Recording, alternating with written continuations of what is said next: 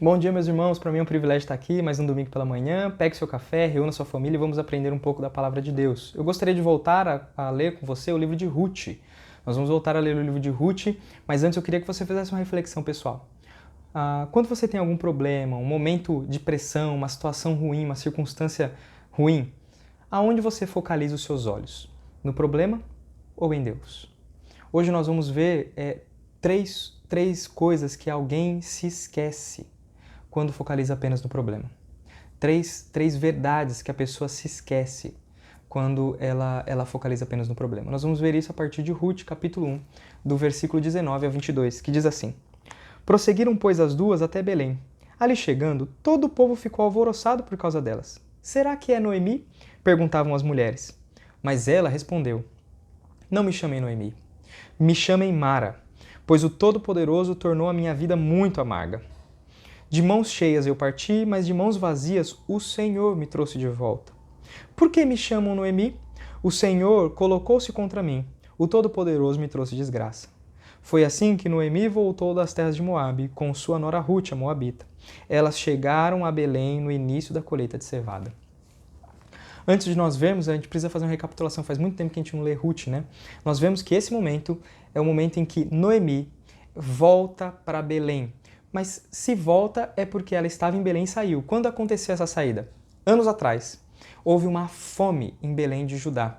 E aí, por causa disso, Noemi, juntamente com seu marido Alimeleque e os seus dois filhos, Malom e Quilion, saíram do meio do povo de Deus para buscar sustento num povo estrangeiro, num povo que há tempos passados era inimigo de Israel. Um povo que não fazia parte do povo de Deus e que adoravam outros deuses. Eles decidiram confiar no próprio sustento, confiar na própria provisão para se sustentarem. Eles foram para Moabe e lá encontraram alimento para a barriga, mas naquele lugar de fartura de comida, Noemi teve um vazio no coração. Algum tempo depois, Elimeleque, seu marido, morreu. Malom e Quilion, seus filhos, casaram com mulheres moabitas, não tiveram filhos e morreram também. Noemi se vê agora em Moabe, sem sustento, sem marido, sem filhos, viúva, sozinha, triste. Mas foi isso que motivou ela a voltar para Belém? Não. Ela ouviu lá de Moabe que o Senhor agiu com bondade para com seu povo, trazendo comida para Belém de novo.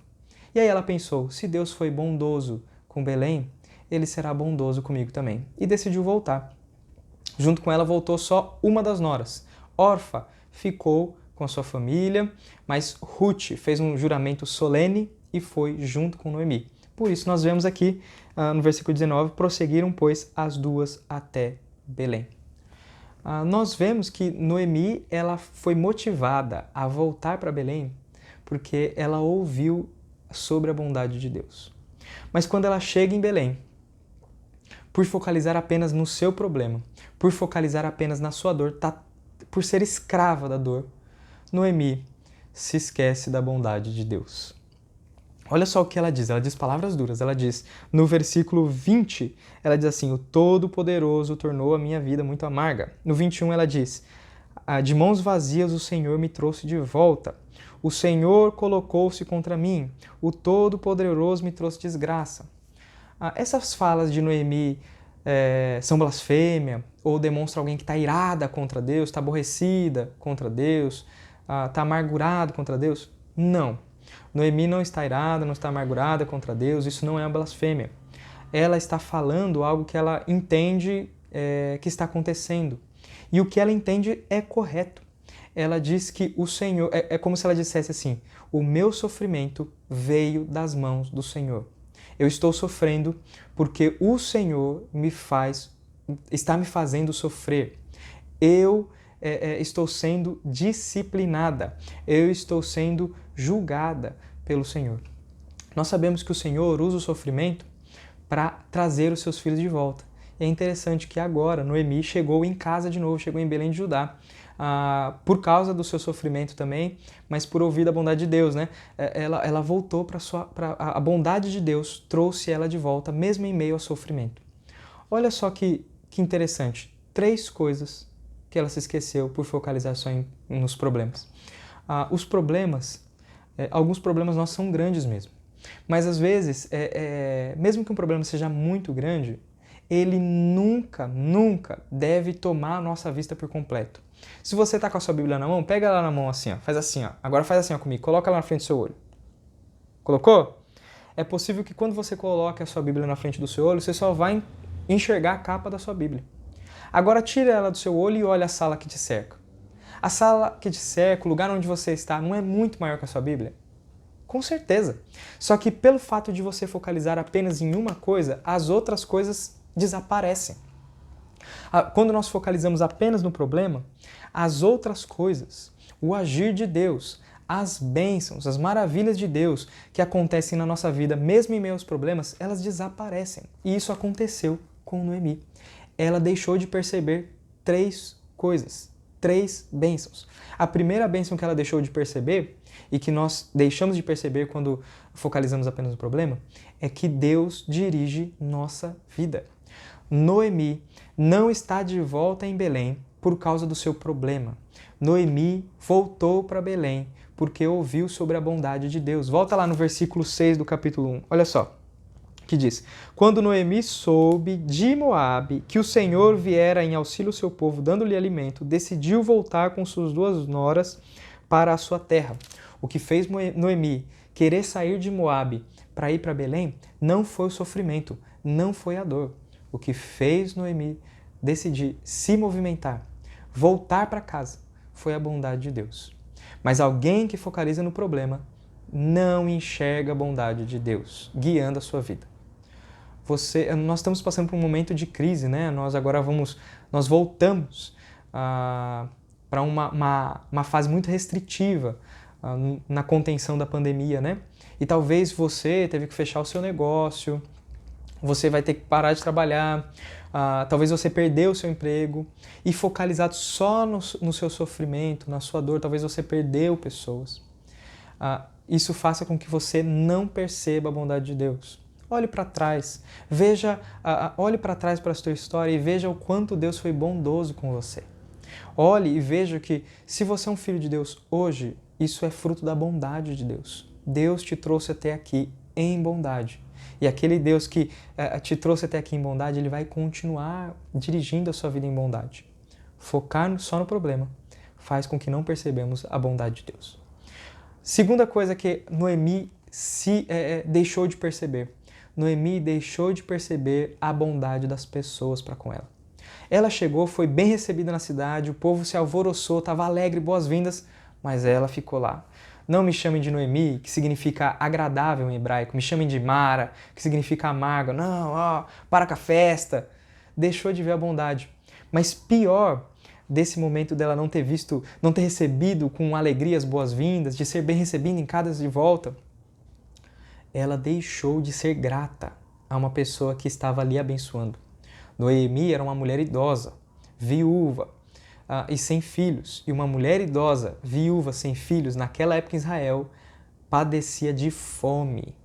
Ela não tinha ninguém para sustentá-la, talvez não tinha forças mais para trabalhar.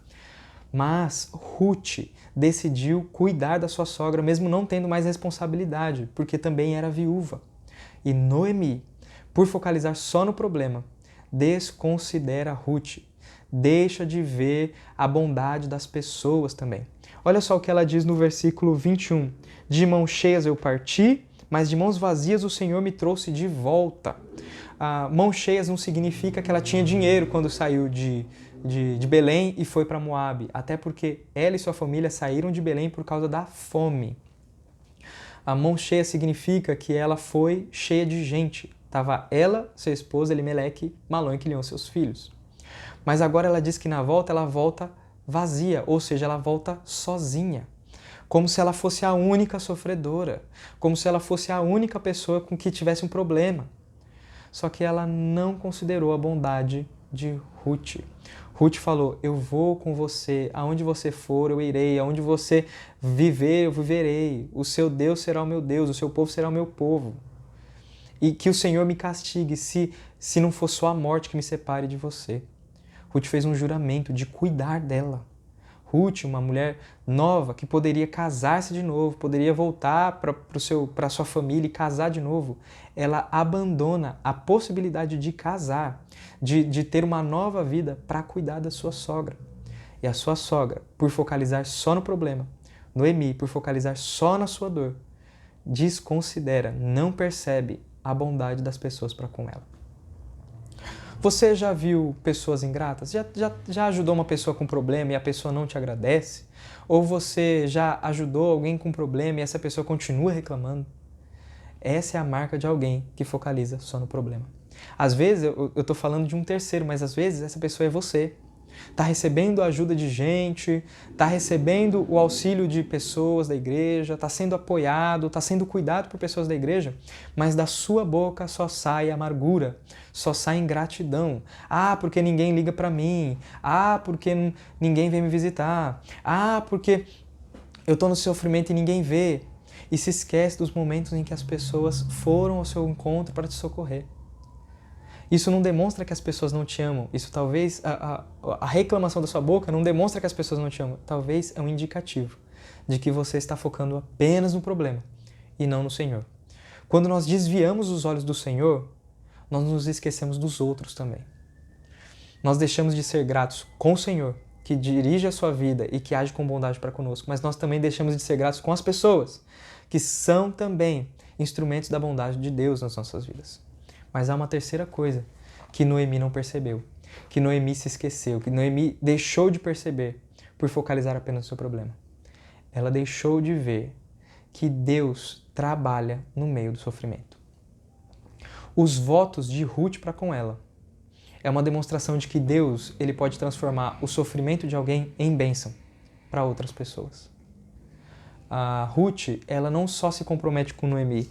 Olha só o que Ruth diz no versículo 16. Ela diz assim: não insistas comigo para que te deixe. Ruth, a nora, falando para Noemi, né? Não insistas comigo para que te deixe e que não mais te acompanhe. Aonde fores, eu irei. Onde ficares, ficarei. O teu povo será o meu povo e o teu Deus será o meu Deus. Onde morreres, morrerei e ali serei sepultada. Que o Senhor me castigue com todo rigor, se outra coisa que não a morte me separar de ti. Ruth faz um compromisso solene. E esse compromisso não é só com Noemi. Não é só com a sogra. Ruth faz um compromisso com Deus. Porque ela fala que o Senhor me castigue. Ela não fala assim, que você me castigue, Noemi. Ela diz que o Senhor me castigue. E esse compromisso não vai durar só enquanto Noemi estiver viva. Esse compromisso que Ruth fez com Noemi e com Deus é para toda a vida. Ela diz assim: aonde você, Noemi, morrer, eu morrerei e serei sepultada. Mesmo que você morrer antes de mim, eu ficarei ali, serei fiel ao seu povo, serei fiel à sua terra, serei fiel ao seu Deus, até o dia em que eu morrer. Noemi, por focalizar só no problema, não viu que a sua tristeza gerou vida nos outros, que o seu luto, que a morte dos seus filhos, o seu luto, o seu sofrimento, gerou vida em Ruth. Ruth foi alcançada pelo Senhor por causa do sofrimento de Noemi. E agora eu quero trazer essa última implicação. Uma pessoa que está focalizada no problema, ela se esquece que o problema, ele traz bênçãos espirituais para quem sofre e para aqueles que estão em volta. É interessante quando nós olhamos para o Novo Testamento e Paulo vai falar no capítulo 8 de Romanos sobre sofrimentos. O finalzinho do capítulo, ele vai começar a mostrar o agir de Deus no meio do sofrimento. Ele fala que o sofrimento age em nós. Ele diz assim, Romanos 8, 28 diz assim: sabemos que Deus age em todas as coisas para o bem daqueles que o amam, dos que foram chamados de acordo com o seu propósito. Pois aqueles que de antemão conheceu, também os predestinou para serem conformes à imagem de seu Filho, a fim de que ele seja o primogênito entre muitos irmãos. E aos que predestinou, também chamou, e aos que chamou, também justificou, e aos que justificou, também glorificou. Paulo vai mostrar que Deus age em todas as circunstâncias, sejam elas boas ou ruins, com um único propósito: fortalecer o caráter dos filhos de Deus, fazer com que os filhos de Deus sejam moldados à semelhança do Filho primogênito, de Jesus Cristo. O sofrimento, ele é a talhadeira de Deus, que está esculpindo em você e no seu coração uma escultura parecida com Jesus. Se você focalizar só no problema, você não percebe que Deus abençoa no meio do sofrimento. Deus traz bênçãos no meio do sofrimento. Deus quer te transformar em alguém mais parecido com Jesus. Ele quer trabalhar no seu coração e fazer você alguém mais fiel a Ele. Isso é uma grande bênção. Só que o sofrimento não só trabalha em você, o sofrimento trabalha em outros. Eu quero te lembrar do maior sofrimento que trouxe bênção para todas as pessoas. O nosso Senhor Jesus não foi coroado sendo bem recebido na cidade, não foi coroado dando a Ele um manto bonito, uma coroa de ouro. O nosso Senhor Jesus foi coroado com sofrimento. E Isaías, no capítulo 53, diz que por causa das feridas deles, nós fomos curados. Por causa do sofrimento dele, nós fomos comprados por Deus. Então nós vemos que, assim como o nosso Senhor Jesus sofreu para que outros sejam abençoados, às vezes o Senhor, na sua soberania e no controle, permite que nós soframos, para que o nosso sofrimento nos abençoe por meio de Jesus e que o nosso sofrimento por meio de Jesus abençoe outros. Nesse momento, não desperdice um momento de pressão. Não focalize no problema. Focalize em Deus, que demonstra bondade dirigindo a sua vida, demonstra bondade levantando pessoas para te abençoar e demonstra bondade produzindo em você o caráter de Cristo e usando o seu sofrimento para curar outros. Vamos orar nesse momento? Nosso Senhor, nós te agradecemos porque o nosso sofrimento ele não é inútil, nós não sofremos de maneira inútil. O Senhor, na sua soberania, no seu poder, transforma sofrimento, dor em bênção. No meio do sofrimento, Pai, nos ajuda a lembrar que o Senhor é bondoso para conosco e nos dirige. Nos ajuda a lembrar que o Senhor é bondoso para conosco e coloca pessoas para nos abençoar. E no meio do sofrimento, Senhor, nos ajude a lembrar que por causa de Jesus, por causa do Evangelho Salvador, o Senhor usa o nosso sofrimento para transformar o nosso caráter e para abençoar outras pessoas. Pai, que nós não desperdicemos um momento de pressão, um momento de dificuldade como estamos passando agora, só reclamando, mas que nós, Pai, pela graça do Senhor, nós olhemos para o Senhor e para o potencial que o Senhor pode produzir de bênção para nós e para o seu povo. E para outros que ainda não fazem, aproximando pessoas do Senhor. É isso que nós te pedimos, no nome santo de Jesus. Faça-nos instrumentos de bênção e da sua bondade.